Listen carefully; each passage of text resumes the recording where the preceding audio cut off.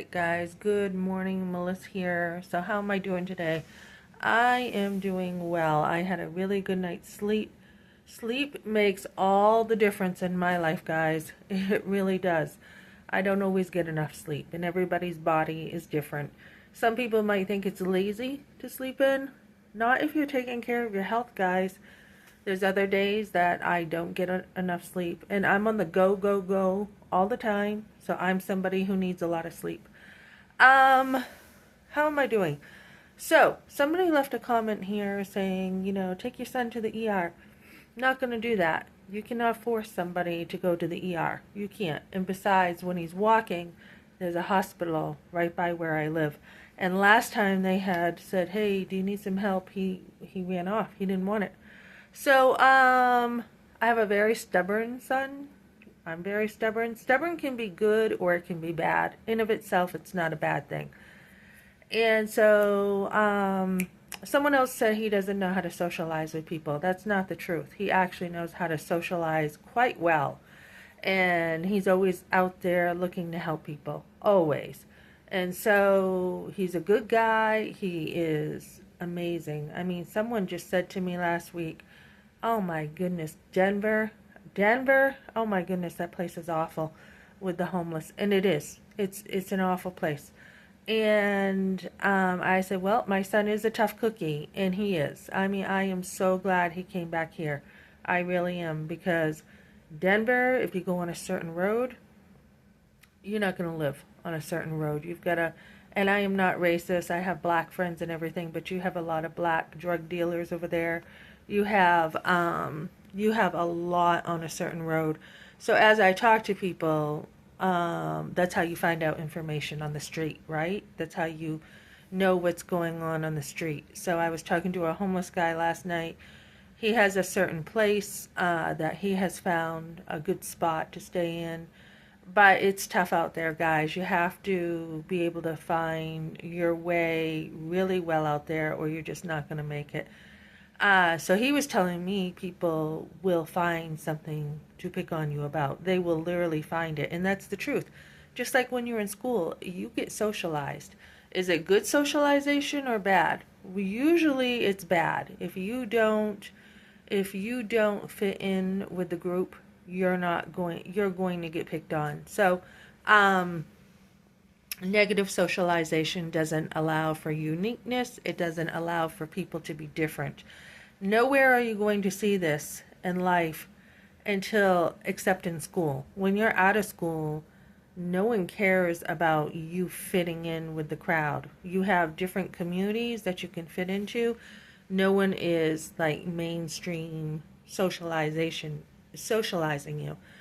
And, there's a Proverbs in the Bible, it says, "Come with us, as we seek blood. Come and join us, put your plot in with us, and come and join us." And that is what a lot of socialization is. It's almost a gang mentality. It's be like us or else.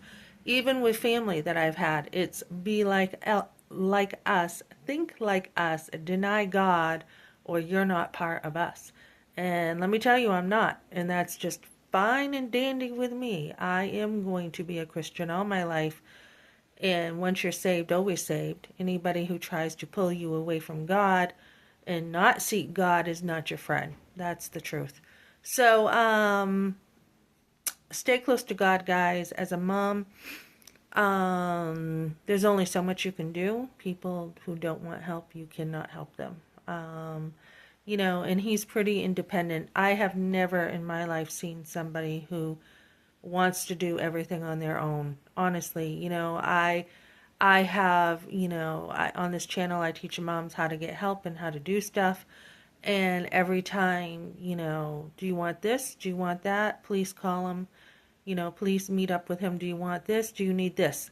This is somebody who has absolutely nothing, and he'll say, "No, I'm good. No, I don't need help. No, I don't need your money. No, I don't." He is totally independent, and he is very driven with jobs. I mean, last night when I saw him going from one place to another, I'm pretty sure he was looking for work. I'll do about, on average, when I'm looking for work, 10 applications a day.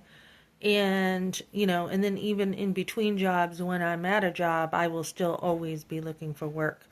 And I've got an interview next week for some night work. And so, I'm always looking, and he does about 10 times as much as I do. He knows how to survive. And when I say survive, I mean survive. I mean, he can make it. Maybe if I was younger, I could do what he does, but he knows how to make it. For the most part, it's just, I got another son who traveled across the world, of this country and in other countries, and he chose to live that way, to travel and be homeless. A lot of people are like, "Oh, that's awesome. He's doing it while he's young." Well, now he has a place. He's got money saved. He's in good shape. But he wanted to travel the world, so he was homeless all the time. And he was tattooing and he was busking on the streets. And he chose this, literally chose it. And, um, and he always would say, I have to keep my head low. When I walk, don't look at people in the eyes. He had to make sure when he was out there that he was actually alone. Because as soon as you get in these groups of people who are homeless, you're in trouble. I mean, they want to, they'll take everything off your back. The shelter down here in Colorado Springs, they are known for people just stealing everything off you. You can't have anything. You can't have a phone. You can't have a wallet. You can't have anything. So I was looking up last night, what can I do? How can I help? And I'm like, maybe I should just rent a building as I get more work and have a warming center for people. My son in New Hampshire camped out in the cold, cold winter in New Hampshire. That's how much he knows how to camp. That's how good he is. He is a major survivor guy. I shouldn't be worrying. I find lately I worry a little bit too much about my sons, and it can get a grip on me, honestly, guys. And I have to pray it out. That's the only thing that helps. And I have to remember scripture. God talks about not worrying. What good is it? I mean, does it help your situation at all? No. And so I have to make sure I'm doing actionable things instead of wasting time worrying. It can really grip me. And of course, as you watch my channel, there's been a lot that happens in my life. It's just the way it is. I grew up like this. I grew up with a lot of, family in the project, a lot of drama, a lot of, when I say drama, drama's not like asking questions and just living life. I mean, there was just, so much, oh my goodness, on top of all the events that happen, the gossip and everything. But it has prepared me for this life where I am, very much out there with pro-life stuff. I can take a lot. My mom could take a lot. I can take a lot just because I was brought up that way to take a lot. And so my son, I mean, he can take a lot. I mean, he can take more than anybody I've seen, including a beating, and I'm glad he's alive. But as a mom, you don't want this, right? You don't want, there's a point of taking a lot in life and being a warrior and being strong, but then there's a part that's like, okay, I don't want you taking stuff unnecessarily, stuff that you really don't have to take. And his side of it was he felt like he saved someone's life with taking the bullets. I don't know the whole story, so maybe he did. I don't know. But he has very much got a heart for the homeless. He's been homeless off and on, and he had an apartment all on his own. He let the wrong person in, and they trashed the place. They got him in a really bad situation. Had everybody over, everyone using him, and again, he's just too nice. I mean, he is way too nice. I mean, he's learned to toughen up a bit. I mean, he's also tough, but it's this particular group of homeless people he's always drawn to, and it bugs me. It bugs me. It's like, why, why this? You're too good for this. You're too good for this. I mean, he was homeschooled, super smart. He just took a test we both did our flagging certification, which I need to find mine. I went to a job and they're like, as soon as you find yours or go get a replacement, we can send you down to the New Mexico border and they pay for a hotel, they pay for your food for the day, everything. And so, I mean, I'm pretty smart, but he already did this with work for years, so he knew it better than I did. And he got his forklift certification. He knows construction better than I do. And he's just a smart guy, and he's just good, and he's tough. But, I mean, after a while, guys, when this happens, it's got nothing to do with how good you are or how smart you are. After a while, when you don't have enough support, what happens is you keep having bad things happen. Intimacy breaks. You're living in shame. You can't process. You can't get past all the things that keep happening without support. See, I will reach out, and I've had a lot of support to deal with abortion and family and everything.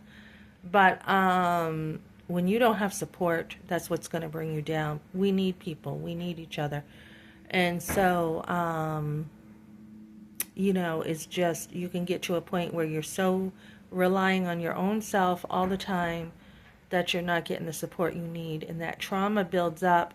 And before you know it, you have layers and layers and layers of hardness around your heart that you just can't deal with. And so that's kind of where I feel like he's at right now.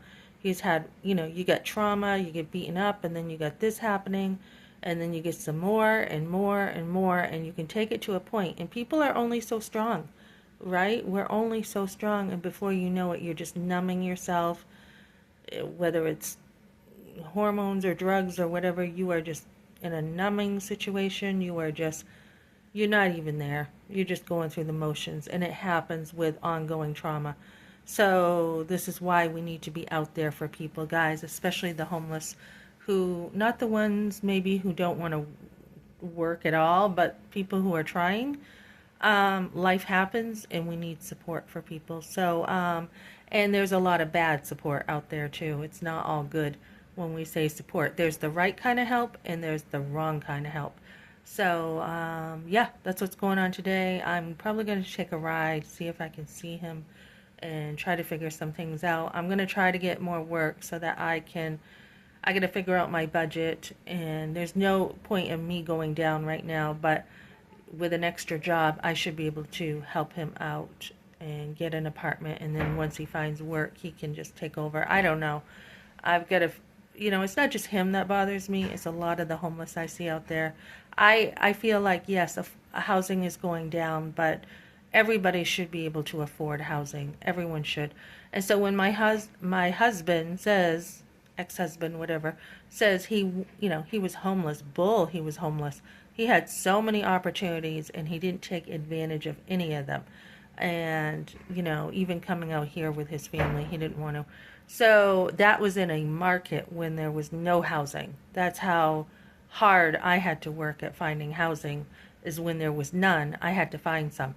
And he didn't want any option. I had 3 or 4 in New Hampshire, barely had the options, and he didn't want them.